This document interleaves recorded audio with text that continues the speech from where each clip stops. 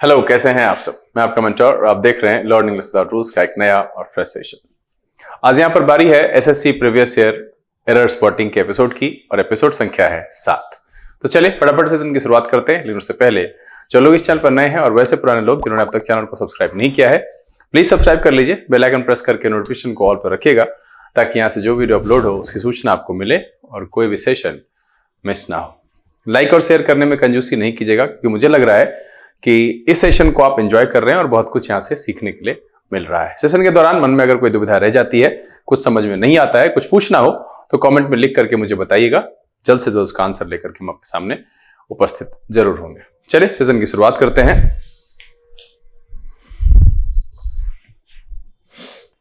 Learning without rules के session में एक बार फिर से आप सबका तहे दिल से स्वागत है। उम्मीद है आप सब तैयार हैं। तो चलिए फटाफट सेशन की शुरुआत करते हैं और लेते हैं आज का पहला और सेशन का 51वां सवाल। आपका समय शुरू होता है अब।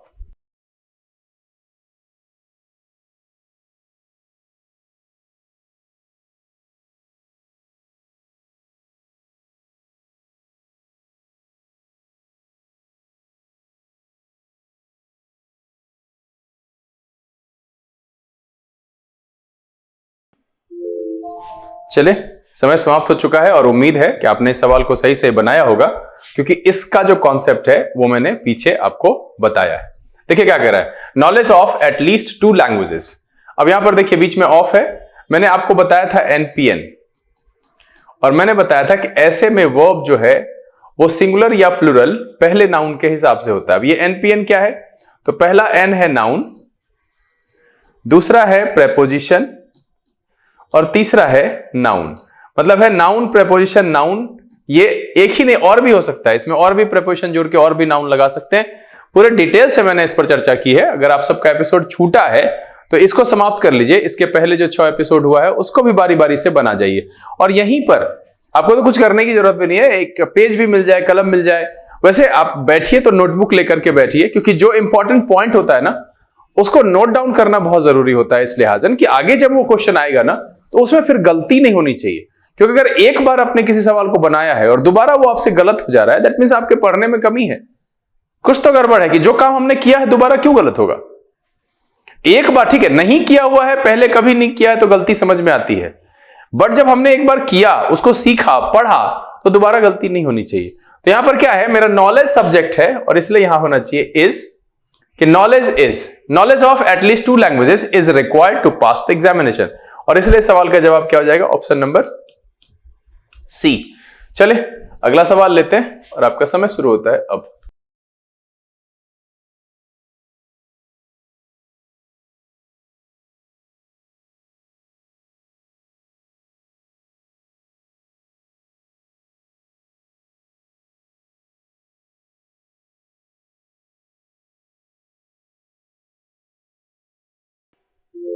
चलिए समय समाप्त हो गया है। प्रेपोजिशन में क्लासरूम में जो लोग पढ़े हैं, वैसे भी जो कहीं पर भी जैसे घूरना होता है या फिर किसी पर एम करना होता है, किसी पर हंसना होता है, तो उसके लिए जो है हम एट का प्रयोग करते हैं। यहां पर चिल्लाना है, डायरेक्शन ऑफ एन एक्शन को इंडिकेट करने में हम अक्सर प्रेपोजिशन एट का प्रयोग करते हैं। The members of the opposition party in the parliament shout upon, नहीं at, shout at the minister if he makes a wrong statement. तो इसलिए इस सवाल का जवाब क्या हो जाएगा, ऑप्शन नंबर बी। ध्यान रखिएगा, जैसे क्या होता है कि किसी पर निशाना लगा रहे हैं, किसी पर हंस रहे हैं, किसी को घूर रहे हैं, डायरेक्शन ऑफ एन एक्शन, अगर हम वहां पर किसी एक्शन का डायरेक्शन इंडिकेट कर रहे हैं तो उस जगह पर एट का प्रयोग करते हैं, जो कि यहां पर भी हुआ है मिनिस्टर पर चिल्लाने के सेंस में। चलिए अगला सवाल और आपका समय शुरू होता है अब।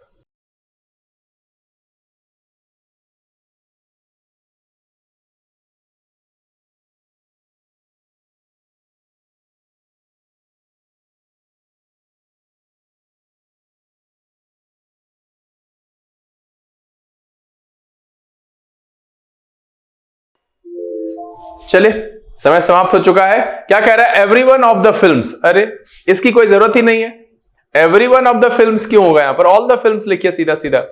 All the films you suggested are not worth seeing. यहां पर एवरीवन ऑफ का कोई मतलब नहीं। अगर आप रेगुलर रीडर हैं तो इतनी सी बात आपको पढ़ करके भी समझ में आ गई होगी कि वहां पर एवरीवन लिखना सही नहीं है। इसलिए इस सवाल का जवाब क्या है, ऑप्शन नंबर ए। देखिए मैं ज्यादा समय क्यों नहीं लेता हूं क्योंकि सवाल आसान है। बेमतलब का समय बर्बाद करने से कोई फायदा नहीं है। अगर आपको यहां परेशानी हो रही है, लग रहा है कुछ और एक्सप्लेनेशन चाहिए, नहीं समझ में आया, तो आप पर्टिकुलर क्वेश्चन मुझे नीचे कमेंट में लिख करके बताइए, फिर हम उस पर विस्तार से जितना हो पाएगा हम करेंगे। और आपको क्या समझ में नहीं आया है ये वहां नोटिफाई करना भूलिएगा नहीं। ध्यान रखना है कि यहां पर सीधा है every one of the films नहीं होगा, ऑल द फिल्म्स होगा, सीधा सीधा है कि all the films you suggested are not worth seeing, तब जाकर के ये सही होगा। चले अगला सवाल, और आपका समय शुरू होता है अब।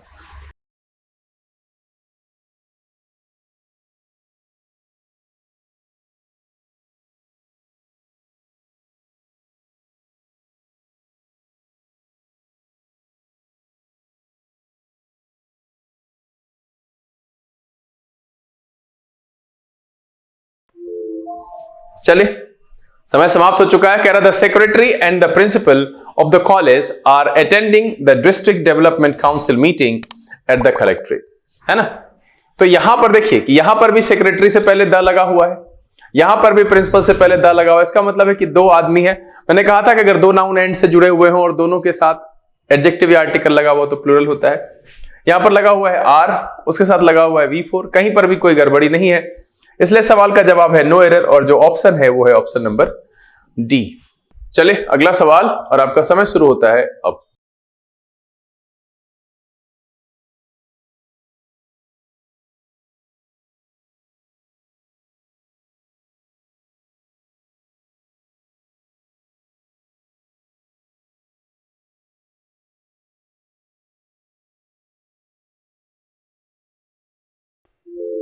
चले बाबू वाला सवाल है, बउआ वाला। क्या कह रहा है कि no sooner had the hockey match started when it began. अब देखिए यहां पर जो है ना व्हेन का प्रयोग नहीं होगा। क्यों नहीं होगा व्हेन का प्रयोग? क्योंकि नो सुनर के साथ, कई बार मैं बता चुका हूं इसको, कि नो सुनर के साथ जो है ना वो देन का प्रयोग होता है। अब मुझे आप लोग बताइए कि हार्डली स्कार्सली के साथ किसका प्रयोग करते हैं, कमेंट में लिख करके बताइए। ये भी साथ में मैंने पिछले बार बताया था। तो यहां पर क्या करेंगे हम, इसके साथ देन का प्रयोग करेंगे और सेंटेंस सही हो जाएगा। इसलिए इस सवाल का जवाब क्या हो जाएगा? ऑप्शन नंबर बी, है ना। ऑप्शन नंबर बी इसका सही जवाब है। चलिए अगला सवाल, और आपका समय शुरू होता है अब।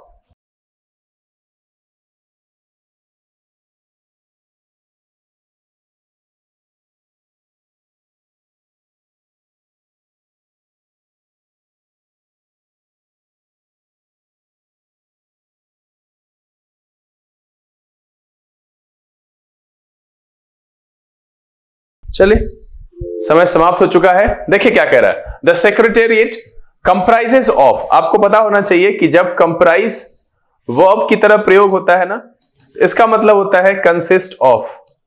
कंसिस्ट ऑफ यानी इसके साथ ऑफ का प्रयोग करना गलत है, यहां ऑफ का प्रयोग नहीं करेंगे। आप ध्यान दीजिएगा, जब कंप्राइज वर्ब की तरह प्रयोग होता है तो इसका मतलब होता है कंसिस्ट ऑफ। वैसी परिस्थिति में यहां पर हम वर्ब का प्रयोग नहीं करेंगे, इसलिए इस सवाल का जवाब क्या हो जाएगा? Option number B. ध्यान रखिएगा, इस पर अक्सर सवाल पूछा जाता है। अगला सवाल, और आपका समय शुरू होता है अब।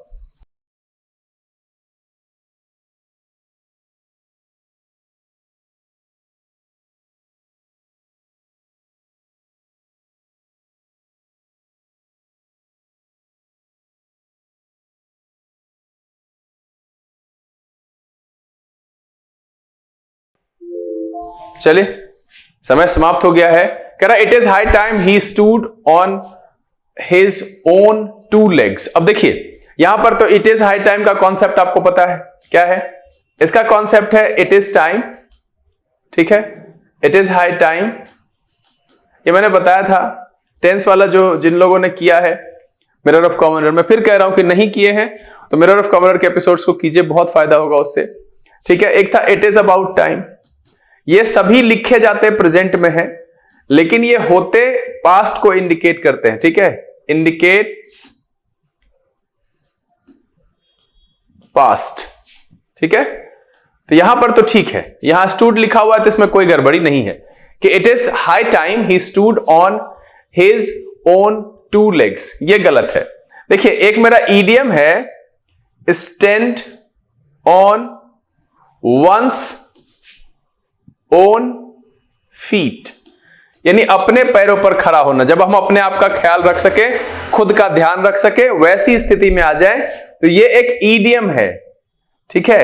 और ईडियम क्या है? Stand on one's own feet. तो यहां पर टू लेग्स नहीं होगा, इसकी जगह पर फीट का प्रयोग होगा, तब जाकर के सही होगा। और इसीलिए इस सवाल का जवाब क्या हो जाएगा? ऑप्शन नंबर सी, ध्यान दीजिएगा, ठीक है। चलिए अगला सवाल, और आपका समय शुरू होता है अब।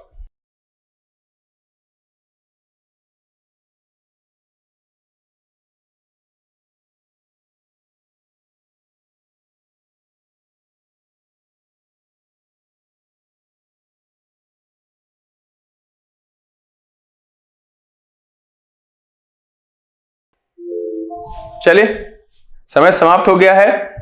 कह रहा है you should avoid to travel in the rush hour. देखिए यहां पर जो ये अवॉइड शब्द है ना, इसके साथ इंफिनिटिव का प्रयोग नहीं करते हैं। अवॉइड के साथ हमेशा जेरंड का प्रयोग करते हैं, ये सही होता है। अवॉइड के बाद या उसके साथ इंफिनिटिव का प्रयोग करना गलत है। इंफिनिटिव समझते हैं? इंफिनिटिव का मतलब होता है टू प्लस एक्शन वर्ड, है ना।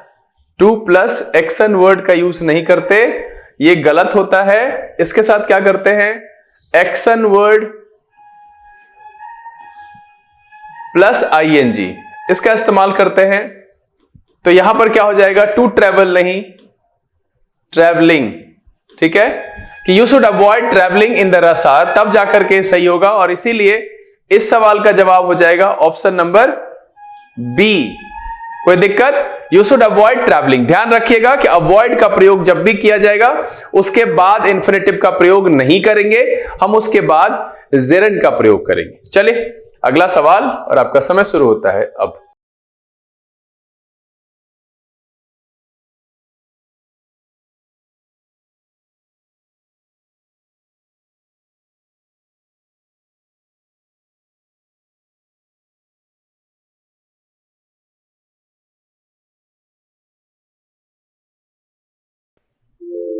चलिए समय समाप्त हो चुका है। क्या कह रहा है कि there is only one of his novels that are interesting. अब देखिए इसमें देयर के साथ लिखा हुआ है, साथ में इसमें कितने नॉवेल की बात की जा रही है?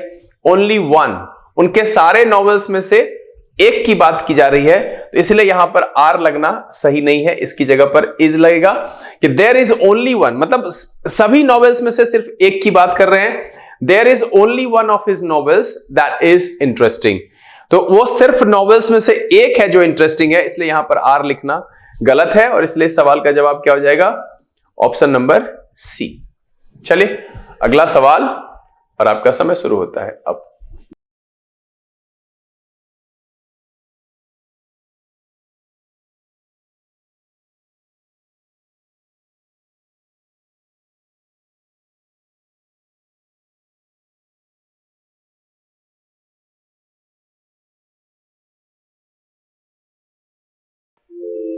चलिए समय समाप्त हो गया। सवाल थोड़ा सा ट्रिकी है, और देखिए प्रीवियस ईयर एरर का ये 100वां सवाल है।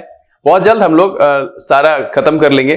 तो देखिए क्या कह रहा है कि ही डिनाइड टू हैव। अब देखिए यहां जो लिखा हुआ है ये आपको दिख रहा है 2 + V1 जिसको आप बोलते हैं, मैं अक्सर उसको लिखता हूं 2 प्लस एक्शन वर्ड, क्योंकि वो वर्ब होता नहीं है, वो नाउन का फॉर्म होता है। वर्ब का नाउन वाला फॉर्मेट होता है, जिसको हम क्या कहते हैं? इन्फिनिटिव कहते हैं, है ना, इन्फिनिटिव कहते हैं। और ये किसका नॉन एक्शन फॉर्मेट है? तो ये V1 का, V2 का, ठीक है, और V5 का नॉन एक्शन फॉर्मेट है। ये तब प्रयोग किया जाता है जब आप एक काम दूसरे काम को फॉलो करता है ऐसा लिखना चाहते हो। जैसे वह कलम खरीदने बाजार जाता है, he goes to market to buy pens. लेकिन अगर किसी पहले हुए प्रीवियस बिफोर वाले काम को दर्शाना हो या कोई काम एक साथ हो रहा हो, उस समय पर हम जेरंड का प्रयोग करते हैं। जैसे I enjoy my self playing. क्या है? I enjoy my self playing. तो यहां पर क्या हो जाएगा कि टू हैव का प्रयोग नहीं होगा और हैविंग का प्रयोग होगा, ठीक है। क्या कह रहा है? I denied having been there, ठीक है। तो यहां पर टू हैव का प्रयोग करना उस अर्थ में गलत हो जाएगा, ठीक है। सिंपल सा है कि सीधा सीधा समझिए कि टू प्लस एक्शन वर्ड का प्रयोग तब करते हैं जब एक एक्शन दूसरे को फॉलो करता है, एक के बाद दूसरा होता है कि वह गांधी मैदान क्रिकेट खेलने जाता है, ऐसी परिस्थिति में हम वहां पर लिखते हैं। लेकिन अगर सेम टाइम पर कोई काम हो रहा हो या पहले हुए किसी काम को दर्शाना हो, उस समय पर हम क्या करते हैं, जेरंड का प्रयोग करते हैं। जैसे मैंने सीधा कहा कि सेम टाइम पर कि I enjoy my self playing, simple है, I deny having stolen anything, I deny having stolen anything. तो इस तरीके से हम सेंटेंस बना सकते हैं। ये पहले वाले एक्शन को दर्शा रहा है, और पहला जो मैंने कहा कि I enjoy my self playing, ये एक समय में होने वाले को दर्शा रहा है। तो वैसी परिस्थिति में हम टू प्लस एक्शन वर्ड के यूज को अवॉइड करते हैं, उसका प्रयोग नहीं करते हैं, वो नहीं किया जाता है। और वैसे भी ये V1, V2, V5 का नॉन एक्शन फॉर्मेट है। अगर आपको V4 का नॉन एक्शन फॉर्मेट लिखना होता है तो उसमें से हम इजारम को हटाते हैं, जो कि आपका जेरंड होता है या पार्टिसिपल होता है। तो जेरंड, आपको पता है जेरंड और पार्टिसिपल में क्या अंतर है? जेरंड और पार्टिसिपल में सिर्फ इतना अंतर है कि पार्टिसिपल एडजेक्टिव होता है और जेरंड नाउन होता है। बस ध्यान दीजिएगा इस बात को। तो यहां समझ गए कि यहां हैविंग लिखाएगा और तब जाकर के सवाल सही होगा, और इसीलिए इसका जो आंसर हो जाएगा वो हो जाएगा ऑप्शन नंबर बी। एक थोड़ा सा ट्रिकी सवाल आया इस समय में, चलिए एक अच्छी बात आपको सीखने के लिए मिली होगी और उम्मीद है कि आप समझ गए होंगे। अगला सवाल, और आपका समय शुरू होता है अब।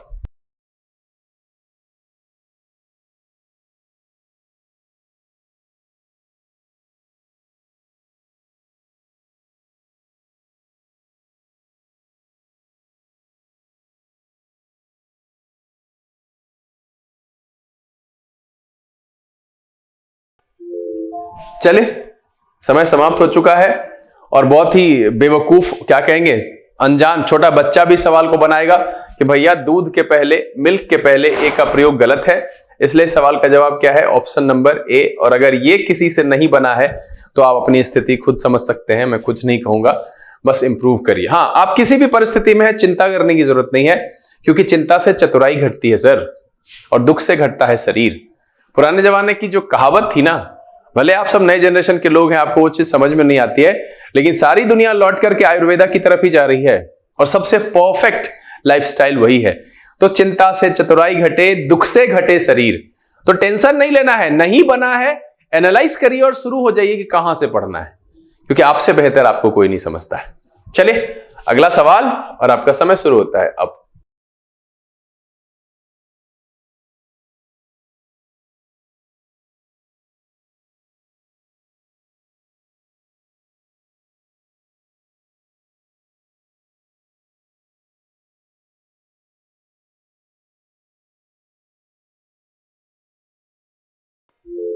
चलिए समय समाप्त हो गया है, और अगर यहां पर बट की माया महिमा समझते हैं तो आप इसको बनाया करा। When the football team walked on the field the crowd burst into applause, ठीक है, प्रशंसा में हुआ ऐसा।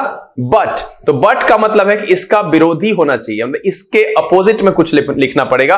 तो चीयर्स नहीं होगा, यहां पर अब्यूजेस लिख सकते हैं। Some abuses were heard too, मतलब है पहले प्रशंसा हुआ, burst into apologies, but some abuses were heard too. और बट का पता है, you are rich but I am poor, इस तरीके का कंट्रास्ट और उल्टा वाला लिखते हैं। इसलिए सवाल का जवाब क्या हो जाएगा, ऑप्शन नंबर सी।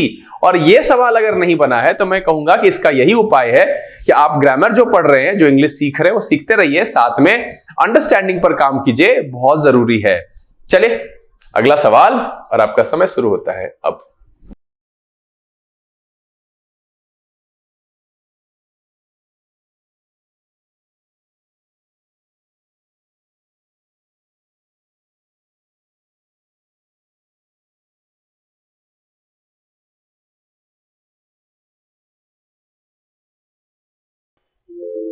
चलिए समय समाप्त हो चुका है।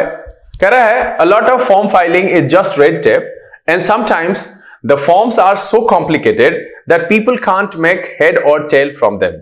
अब देखिए इसमें कोई भी गड़बड़ी नहीं है, यहां पर एक ईडियम है, ठीक है, इसको ध्यान दीजिएगा, ठीक है। ईडियम क्या है, can't make head or tail from them, मतलब है अनेबल टू अंडरस्टैंड एनीथिंग, है ना, कुछ भी समझने में असक्षम हो जाना, इस सेंस में। कई बार इसको can't make head nor tail from of something लिख देते हैं, ठीक है, वो क्या है, ऐसे लिखते हैं, कांट मेक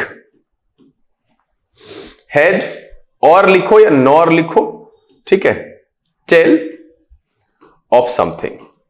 ये आपका इडियम है, इसका मतलब होता है अनेबल टू अंडरस्टैंड एनीथिंग। तो इसको खाली ध्यान में रखना है, एक जानकारी है। इस सवाल में कोई भी गड़बड़ी नहीं है, इसलिए सवाल का जवाब है नो एरर और ऑप्शन है आपका डी। चलिए सेकेंड लास्ट क्वेश्चन और आपका समय शुरू होता है अब।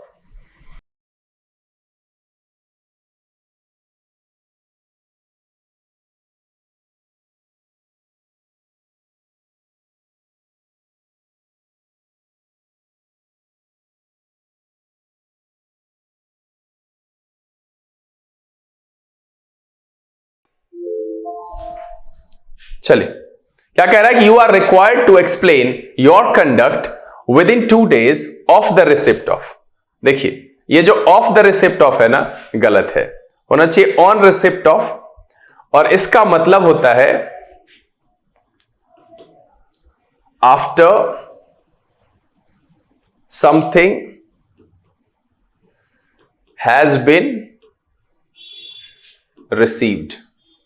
ठीक है, ये जो ऑन रिसिप्ट ऑफ है इसको याद रखिएगा, इसका मतलब होता है after something has been received. तो यहां पर ऑफ नहीं, इसकी जगह पर ऑन का प्रयोग करेंगे, तब जाकर के सेंटेंस सही होगा। ध्यान में रखिएगा, मैं लिखा दे रहा हूं, इससे पहले भी ईडियम लिखा है, उसके पहले भी एक ईडियम था, शब्द आ रहे हैं, उसकी मीनिंग आ रही है, नोट डाउन करते जाइएगा और रिवीजन कर लीजिएगा तो फायदा होगा।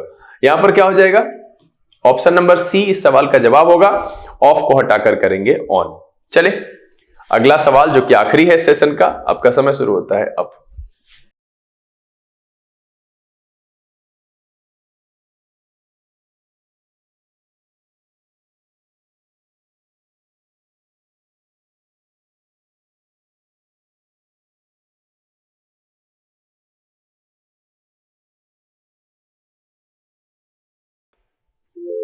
चलिए समय समाप्त हो चुका है और कई बार इस तरह के सवाल की चर्चा की है कि भैया आई एम नोइंग नहीं होता है, आई नो होता है, आई एम लविंग नहीं होता है, आई लव होता है, आई एम हेटिंग नहीं होता है, आई हेट होता है। इस पर पूरे विस्तार से कंटिन्यूअस का कहां कहां इस्तेमाल होता है टाइम एंड टेंस के प्लेलिस्ट में जाइए, और अगर आपने नहीं देखा है, आपको नहीं पता है, तो वहां से देखकर पता कर लीजिए। वैसे भी मैंने कहा था कि जो स्टैटिक होता है, जो लगातार चलने वाले एक्शन होते हैं, उसके साथ हम आईएनजी का प्रयोग नहीं करते हैं। तो आई नाउ नो होना चाहिए, एम नोइंग यहां पर नहीं होगा। क्या हो जाएगा, I now know all the facts about him, तब जाकर के सवाल सही हो जाएगा, और इसलिए सवाल का जवाब क्या होगा, ऑप्शन नंबर बी। उम्मीद है कि इस सेशन में जो 15 सवाल रहे हैं थोड़े से ट्रिकी रहे हैं। कुछ ईडियम यहां पर आया, कुछ जैसे ऑन रिसिप्ट ऑफ एक फ्रेज आया, उसका मीनिंग आपको नहीं पता हो तो हो सकता है कि कुछ नंबर कम आए हो, लेकिन फिर भी उम्मीद तो यह है कि आप सबने अच्छा किया होगा और अच्छे अंक प्राप्त किए होंगे। तो सबसे पहले अपने द्वारा प्राप्त किए गए अंक कमेंट में लिख करके मुझे बताइए। साथ में अगर इस सेशन के दौरान कोई परेशानी रह गई, कुछ समझ में नहीं आया, तो वो भी कमेंट में लिखिए, कोशिश करेंगे जल्द से जल्द उसका आंसर लेकर के आपके सामने उपस्थित हो। उम्मीद तो यह है कि वीडियो आपको पसंद आया। अगर ये वीडियो अच्छा लगा आप इसको लाइक कर दीजिए। अब तक चैनल सब्सक्राइब नहीं किया है तो प्लीज सब्सक्राइब कर लीजिए, बेल आइकन प्रेस करके नोटिफिकेशन को ऑल पर रखना नहीं भूलिएगा। समय यहां से विदा लेने का, बहुत जल्द इस तरह के एपिसोड के साथ फिर आपके सामने उपस्थित होंगे। तब तक के लिए आप घर में रहिए, अपना और अपने परिवारजनों का ख्याल रखिए, खुश रहिए, मस्त रहिए, लेकिन पढ़ते लिखते जरूर रहिएगा। लर्निंग दिस विदाउट रूल्स के सेशन से this is BK Singh signing off. Keep reading, keep practising. Thank you, God bless you.